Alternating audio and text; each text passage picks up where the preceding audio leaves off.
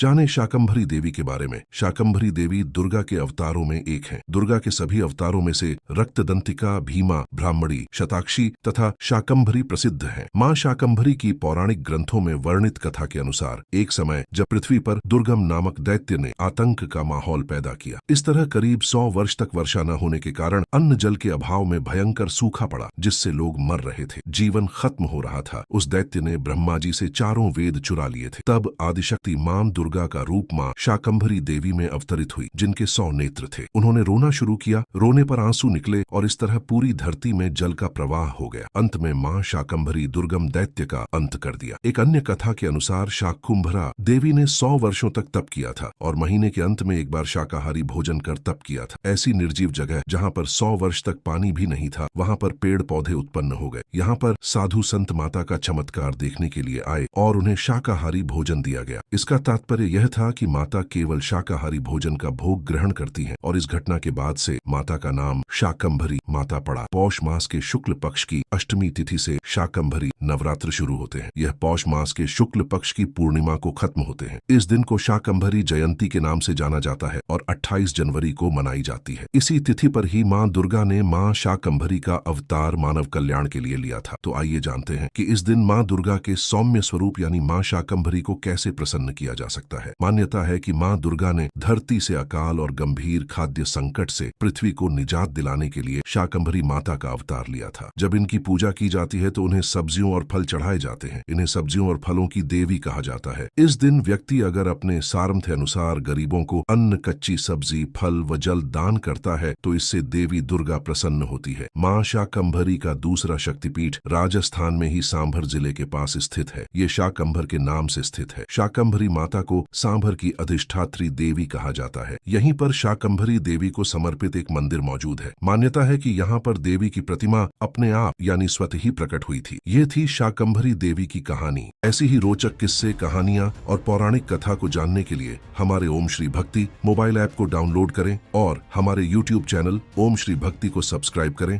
और हमारे साथ जुड़ें।